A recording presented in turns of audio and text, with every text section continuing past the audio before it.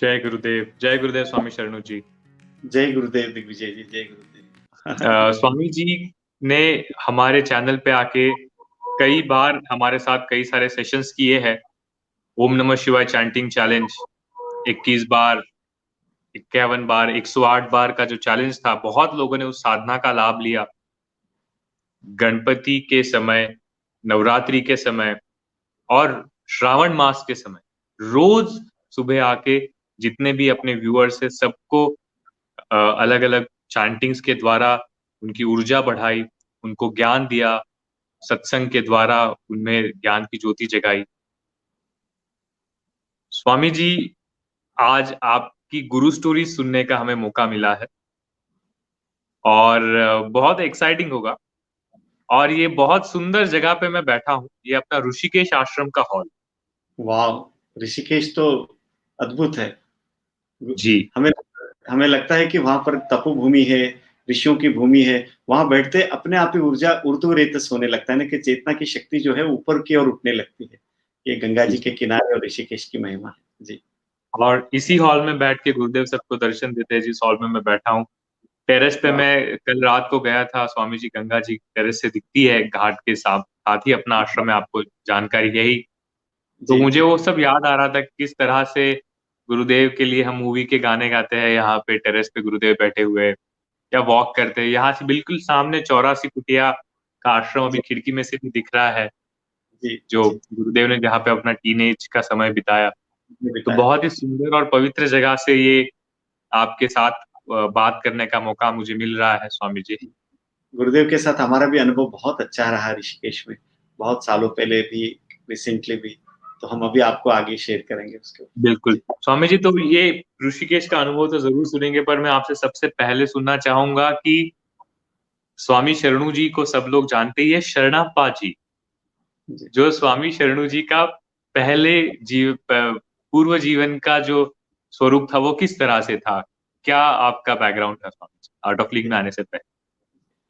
देखो, art of living का और आर्ट का हमारा जीवन में पूरा ही संबंध रहा है, क्योंकि हम फाइन आर्ट से थे। यानी कि आर्ट में हमारा डिग्री जो है वो गुलबर्गा यूनिवर्सिटी से हुआ और वहाँ से हमने गोल्ड मेडलिस्ट हो गए। जब हमने गोल्ड मेडलिस्ट हुए तो सबने कहा कि हमें आगे का जो एजुकेशन है, पोस्ट ग्रेजुएशन है, वो अच्छी जगह से करना चाहिए, जो प्रसिद्ध जगह है। एक तो बड़ौदा था और एक दिल्ली यूनिवर्सिटी थी, दिल्ली कॉलेज ऑफ आर्ट।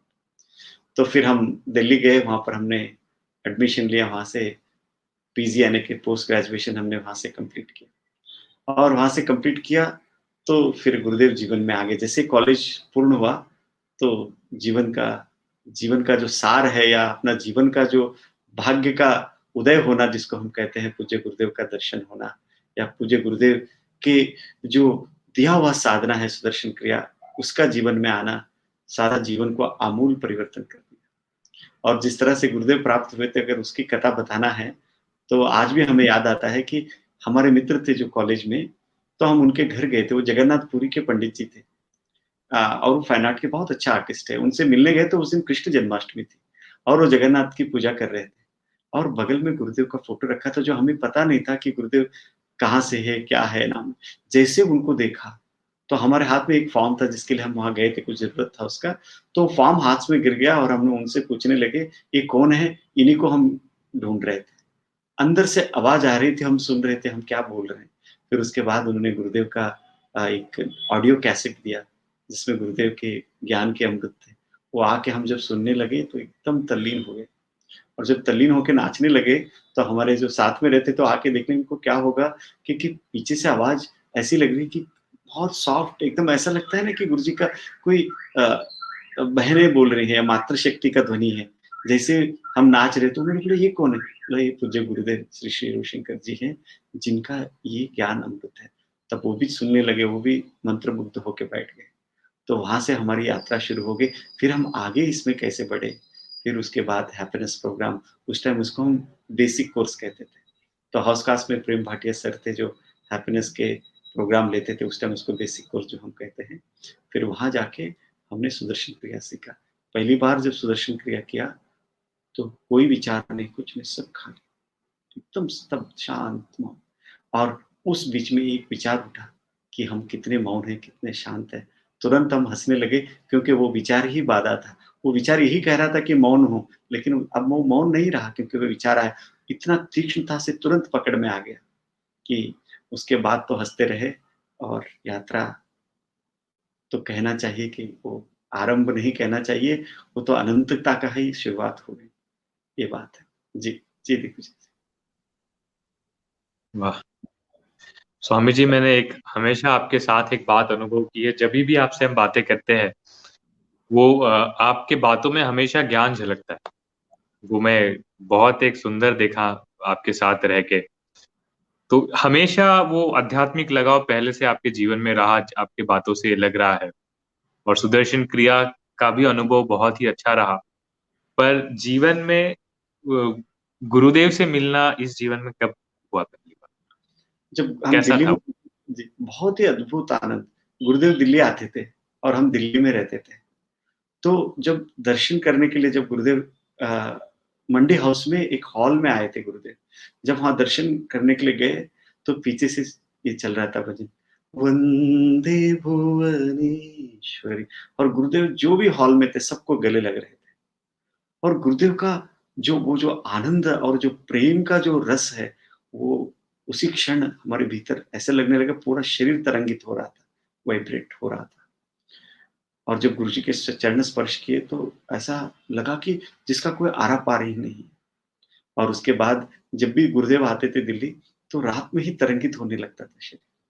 और गुरुजी उस टाइम वसंत विहार, बहुत सारे ऐसे-ऐसे जगह थे, ये जो अपना इंडिया गेट के पास, वहाँ पर भी आते थे। इंदु माँ के घर आते थे, ऐसे अलग-अलग जगह पे जब दर्शन करने जाते थे, तो चुपचाप देखते गुरुजी को। और वहाँ पर जो गुरुदेव का जो प्रेज़ेंस होता था, और मस्ती, जो गुरुजी झूले पे झूल रहे हैं, और जब आँखों से आँखें मिल जाती थी गुरुजी से, तो सब अंदर से रुक जाता था। तो एक बार गुरुजी स्वामी नगर में थे, तो हम गुरुदेव के दर्शन के लिए गए थे, तो गुरुदेव आए और थोड़ा देखा सबको, लेकिन हमको नहीं देखे, सबको देख के ऊपर चले गए। तो हम वहीं बैठे रहे, और दोपहर का लंच भी वहीं पर हो गया। फिर भी गुरुजी नीचे आते, सबको देखते, 2 मिनट सबको फ्रूट्स देते, जो नए लोग आए, मिल के ऊपर जाते, लेकिन हमको नहीं देखते। लेकिन बैठे-बैठे आखिर में, लास्ट में जाने से पहले, आँखों में आँखें मिला के पूछे, "तू कैसा है?" उस क्षण जो है, अंदर से ऐसा लगा कि सब खाली हो गया, और अंदर से कुछ भर रहा है। कुछ था जो छूट गया, कुछ और है जो नया है, कुछ अनूठा है, जिसको शब्दों में नहीं कह सकते, उसका भराव का अनुभव होने लगा।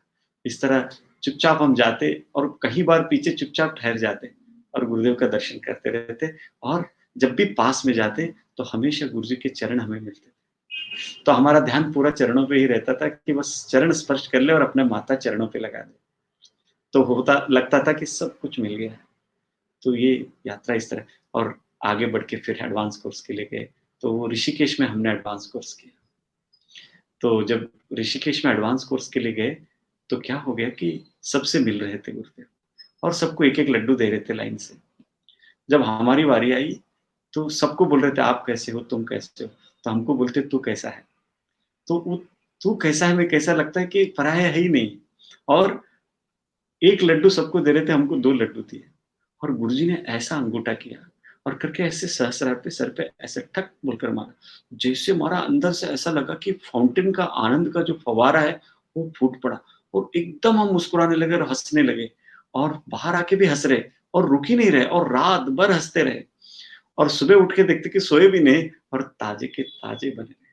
और वो क्षण से, हर क्षण जब भी बोले, इतना स्पीड से परिवर्तन हम देख सके, इतना आमूल परिवर्तन, उसको कहना चाहिए कि कह नहीं सकते कि कौन-सा दरवाज़ा खोला, क्या किया, हम तो शब्दों में। लेकिन वो आनंद का जो उस दिन का है, आज भी है, वो ऐसे ही बह रहा है। वो एक, इसलिए कहते हैं, हमारे पुरुषार्थ से नहीं प्राप्त होता, केवल गुरु कृपा से ही प्राप्त। गुरु कृपा के बिना संभव नहीं है। तो वो जो तू से जो यात्रा है, आप गुरुदेव के बारे में तो आप भी जानते हैं, सब लोग हम अनुभव कर ही चुके हैं कि शब्द का कितना महिमा है पता नहीं, उनके इनका मौजूदगी, उसको जो प्रेज़ेंस में जो ट्रांसफ़ॉर्मेशन है, वो बस वैसे ही होते रहता है। इसलिए हमें लगता है कि पूर्व जन्म में हमारी यात्रा कैसी थी आध्यात्मिक, उससे भी महत्व गुरु सानिध्य से ही वो कहना चाहिए कि हमें सौभाग्य खुला है। नहीं तो लगता था अगर गुरुजी नहीं मिले होते तो अनंत जन्म तक भी हम लोग इस पथ पे कितना चल पाते पता नहीं। लेकिन गुरुजी मिले तो ऐसा लगा कि सब अनंत जन्मों में जो प्राप्त कर सकते हैं, उस मंजिल पे जो चल सकते हैं, वो तुरंत ही उस रास्ते पे हमें चलने का सौभाग्य प्राप्त हुआ। ये बात। जी। स्वामी जी, आपने कहा कि आप यहाँ ऋषिकेश में आपने काफी सारा समय बिताया और गुरुदेव से भी यहाँ आप ऋषिकेश में मिलने आए थे जी, और सब हुआ। किस तरह का वो पूरा समय आपका बीता ऋषिकेश में, और थोड़ा उसके बारे में थोड़ा। जी। ऋषिकेश में ऋषिकेश की क्या काफी गुरु स्टोरीज होती है, इसलिए मैं पूछ रहा हूँ।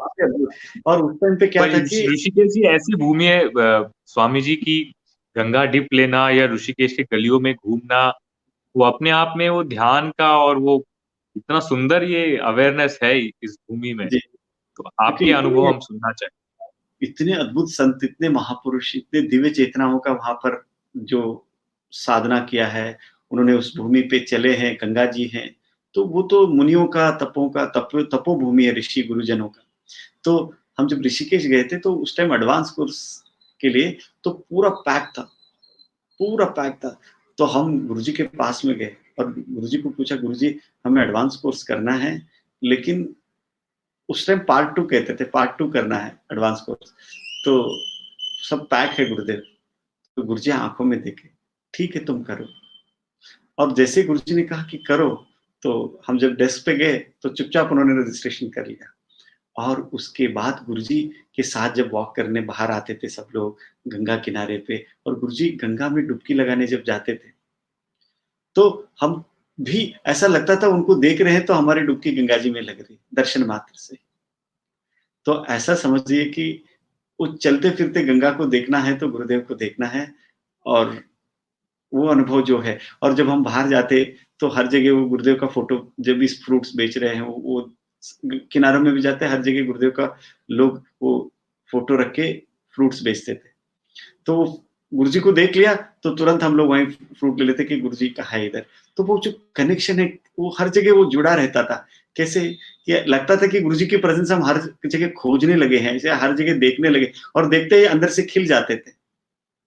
तो वो जो गलियों का रस है या ऋषिकेश का है, हमारे चेतना में अभी भी वो गुरुजी ही है। ऋषिकेश जब भी याद करें तो पहले गुरुजी का ही याद आता है। वो चाहे गंगा जी में गुरुजी का डुबकी लगाना हो, वॉक करना हो। लेकिन जब गुरुजी शाम को वॉक करने के लिए चलते तो पीछे किसी को आने को मना करते, तुम लोग यहीं रुक जाओ। तो गुरुदेव और एक संत थे ऋषिकेश के, उनके साथ गुरुदेव ऊपर की ओर वो वॉक करके जाते थे, जो जिसको हम वानप्रस्थ आश्रम कहते हैं, वहाँ पर होता था पहले एडवांस कोर्स। तो वहाँ पर साधना होती थी, गुरुदेव सत्संग भी वहीं होता था। अगर एडवांस कोर्स भी नहीं कर रहे, अगर एडवांस कोर्स वहाँ पर है तो शाम के सत्संग में तो सबके दर्शन तो गुरुदेव के मिल ही जाते थे। तो वो सौभाग्य तो अद्भुत है। यस, जी, जी। और स्वामी जी, फिर बैंगलोर आश्रम जाना कब हुआ? गुरुदेव ने कब कहा कि अभी आश्रम आ हाँ, जाओ? बहुत साल पहले जब हम रह रहे थे दिल्ली में, साधना तो कर ही रहे थे। निरंतर सुदर्शन क्रिया करना, साधना, ज्ञान का सुनना।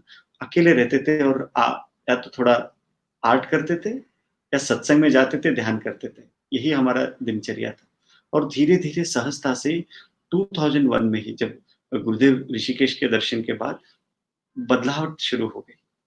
तो जब भी दिल्ली आते गुरुजी को हम बताते, गुरुजी ऐसा बदलाहट हो रहा है, मन में विचार वैराग्य के आ रहे हैं और वस्त्र भी बदलने लगे। तो गुरुजी बोले, हाँ ठीक है। वो इतना कहते, ठीक है, चलते रहो। और वो जो बदलाहट है, वस्त्र चेंज हो गए, साधना निरंतर हो गया और वैराग्य का, सन्यास का भाव, वो गहन होने लगा। सन्यास का अर्थ हमें इतना ही पता था कि भीतर से खाली हो जाना, मुझे कुछ नहीं चाहिए। वो उस पथ पे अग्रसर हो रहे थे।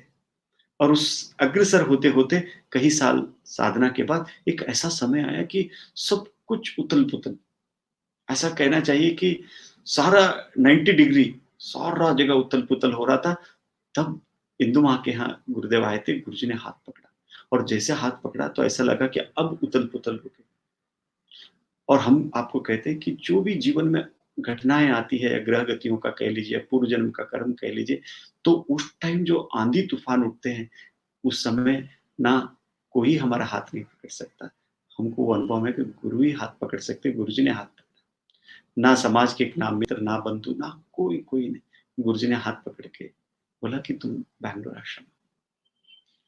और पहले भी 2-3 बार गुरुदेव कह चुके थे, लेकिन हमको अकेले रहने का वो मन में था ऐसा।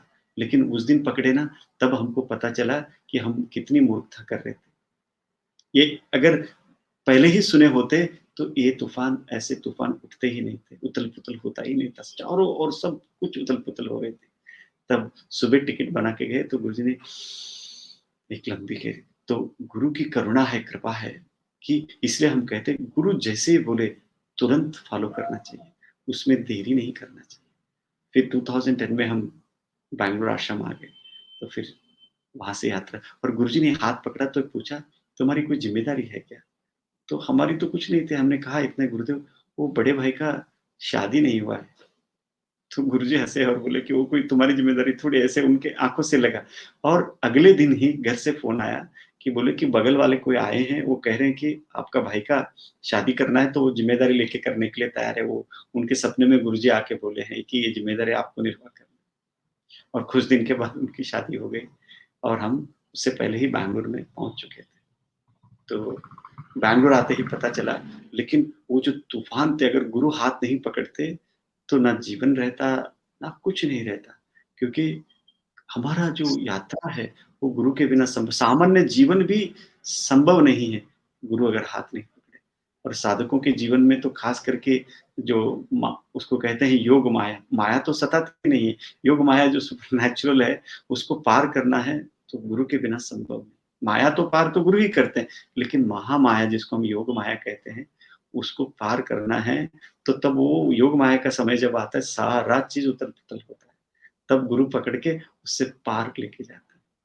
और वो जो यात्रा थी, उन्होंने हाथ पकड़ के जो आए, ऐसा लगा कि हज़ारों साल का जो ठंडक है, वो चेतना को मिल गई, आत्मा को मिल गई। अंदर से ऐसा लगा कि अब ठंडक मिल गई। लेकिन उसके बाद भी समय लगता है, क्योंकि साधक नहीं समझ पाते हम लोग। गुरु की महिमा नहीं समझ सकते, अखंड मंडलाकार है, ये सारा चीज़ समझ में आने में वक़्त लगता है। और हम अपने नासमझी को समझ मान बैठते हैं।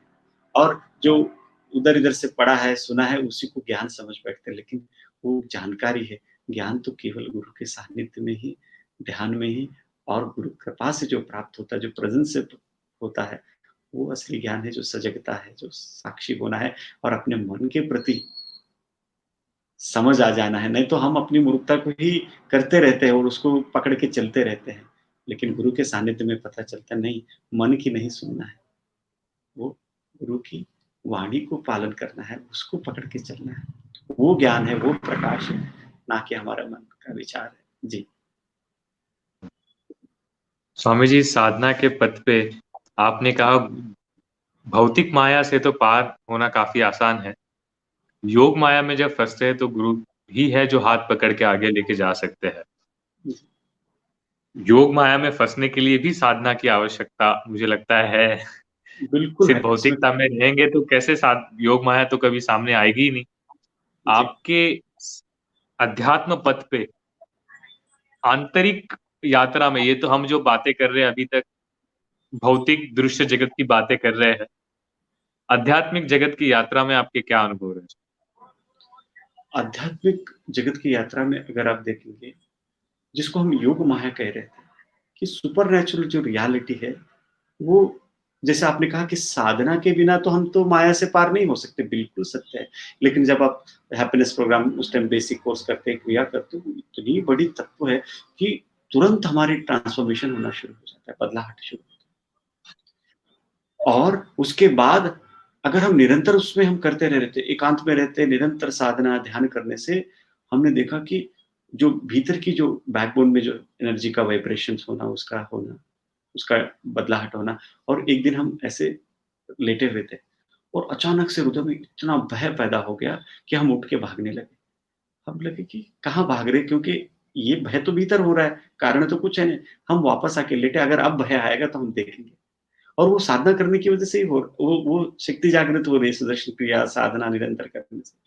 तो आके लेटे, फिर दोबारा वो शक्ति आई और भय लगा, तो हम देखने लगे, तो तुरंत फव्वारे की तरह वो आनंद के रूप में परिवर्तन हो गया। लेकिन ये आया कैसे देखने का? वो साक्षी भाव का देखने का जो है, नहीं तो भय तो कारण ढूंढ लेते तो कुछ और होता। ये जो धीरे धीरे सूक्ष्म शक्तियों के प्रति जगना है। और उसके बाद सुपरनैचुरल में क्या होता है कि कुछ साधक साधना करते हैं तो कुछ सोचने लगते हैं तो होने लगता है, और बहुत सारे ऐसे-ऐसे अनुभूतियाँ होने लगते हैं जिसको हम आध्यात्मिक समझने लगते हैं। लेकिन वो इसी जगत के, या उसको कहना चाहिए, वो हमें वहीं रुका देते हैं। हमें आगे प्रज्ञा में, भक्ति में, उसमें वो गति नहीं होती।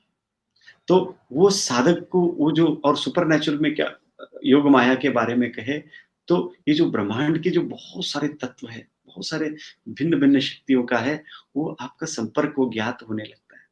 लेकिन उसमें रस आने लगता है तो वही बाधा बनने लगती है। लेकिन उसके आगे सच्चा रियल आध्यात्मिक यात्रा उसके आगे है।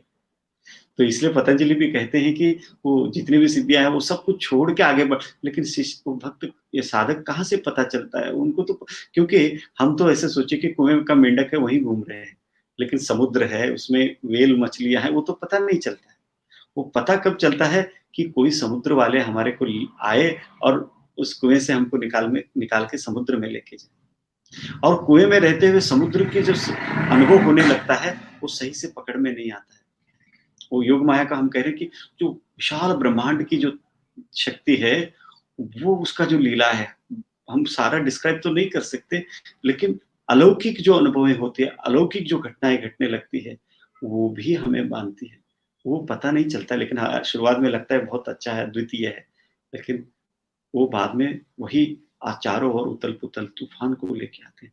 क्योंकि अभी शुद्ध नहीं है भाव मन, तो आपने सोचा कि अरे! ये ऐसा क्यों कर रहे हैं ये लोग, नकारात्मक, तो वो नकारात्मकता बढ़ने लगती है। आपको पता ही नहीं कि उसको सकारात्मकता में कैसे ट्रांसफ़ॉर्म करना है। और आपने कुछ सोचा तो पदार्थ आपको प्राप्त होने लगा, लेकिन पदार्थ लेके करेंगे, वो लेकिन वो पता भी नहीं चलता है। तो ऐसे अनंत रूप से, भिन्न-भिन्न रूप से सूक्ष्म स्तर पे ये योग माया का लीला चलने लगता है, जो सिद्धियों के जगत का है। लेकिन शुद्धि की ओर जाना है, शुद्धि ही हमें असली वो अमृत है। ये अमृत जो है वो गुरु के सानिध्य के बिना, गुरु के बिना पता नहीं चलता है। और खास करके जब योग माया होता है तो तुरंत आप देखेंगे वो, हम कैसे हम आपको बताएं, बहुत सारी चीजें हैं जो हम डिस्क्राइब नहीं कर पा रहे हैं, नहीं करना चाहते, क्योंकि वो ठीक है, इतना ही इंडिकेशन काफी है। लेकिन जब गुरु के सानिध्य में रह के उससे पार हो सकते, खुद नहीं हो सकते, संभव ही नहीं, असंभव है, गुरु के बिना संभव ही नहीं। लेकिन इतना हम जानते हैं, जब हम साधना करते रहते हैं और प्रार्थना करते रहते हैं, जब सही समय आता है, ज़रूरत होती है, गुरु तुरंत साक्षात, यानी कि स्वशरीर वो वहाँ मौजूद है। उससे पहले अखंड मंडलाकार है, चारों ओर है, साधना है, करना है, लेकिन वो साधना की निष्ठा के बिना, साधना के बिना तो होता ही नहीं, लेकिन कृपा के बिना पार नहीं हो सकता। तो योग माया के बारे में इतना ही कह रहे हैं, माया, महामाया और योग माया। योग माया का अनुभव तो शायद हम कैसे बताएँ, वो बहुत डिफ़िकल्ट है।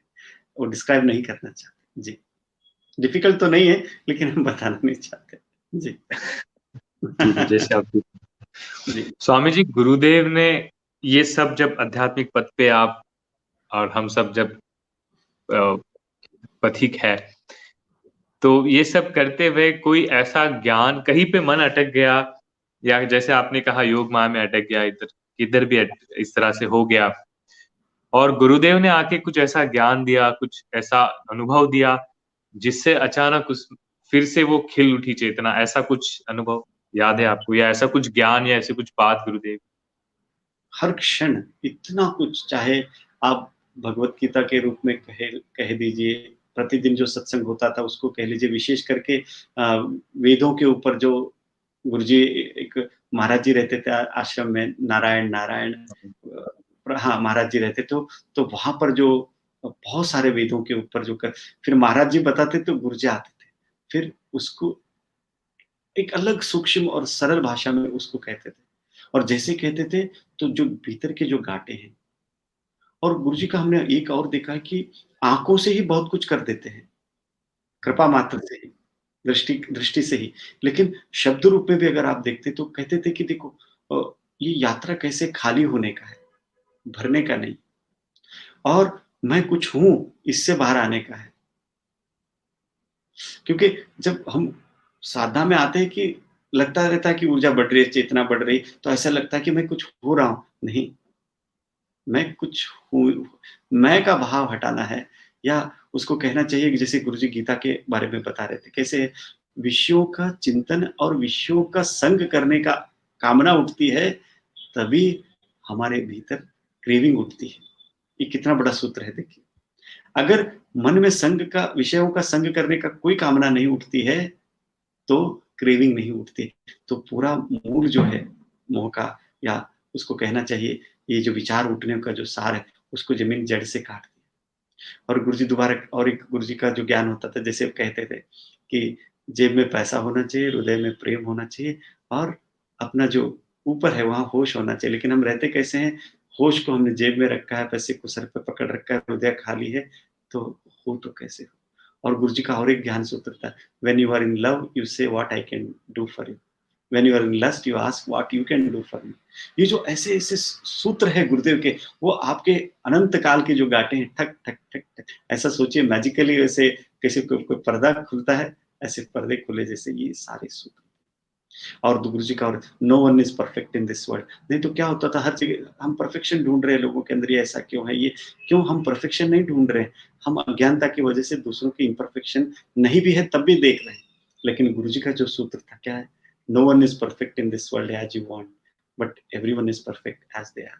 कोई भी परिपूर्ण नहीं है जैसे हम चाहते हैं, लेकिन हर कोई परिपूर्ण है जैसे, तब वो जो है, तब पूरा आपका एकदम देखने का दृष्टिकोण ही 360 डिग्री में बदल जाता। जैसे बदला, तो जो रिफ्लेक्शन है लोगों का हमारी तरफ या हमारी उनकी तरफ है, मिररिंग, वो बदल जाता है। नहीं तो क्या होता है, हम जज करेंगे या नकारात्मक, यही तो होता रहता है।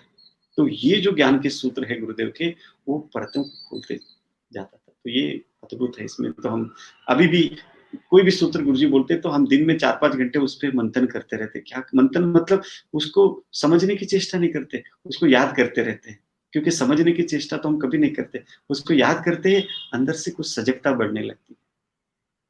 क्योंकि हम उसको विचार के रूप में हम नहीं करते, सिर्फ उसको याद कर लेते हैं, अच्छा ये कहा, अच्छा, बस वो बात को याद करते, फिर अंदर से कुछ खुलता है, फिर एकदम स्थिर हो जाता है चेतना। ये हमने अनुभव किया है। गुरुजी के ज्ञान जो है, वो जागृत ज्ञान है। इसलिए हमें अभी हमको लगता है, जो जलता हुआ दिया हो, उसी से ज्योति जलती है। किताब तो ऐसा हुआ है कि वो ज्योति की फोटो है। वेद उपनिषद में हमको ऐसे लगते हैं जैसे ज्योति की फोटो है, लेकिन गुरुजी चलते फिरते ज्योति नहीं, सूरज है। ये बात है जी। तो सूर्य के प्रकाश में तो सब प्रकाशित हो ही जाता है जी। स्वामी जी, गुरुदेव आपके होम टाउन भी आए थे, उस वक्त जी, की कुछ यादें, उस होम वक्त के टाउन कुछ में आए एक्सपीरियंस। थे। आपको एक बहुत सुंदर घटना बताते हैं कि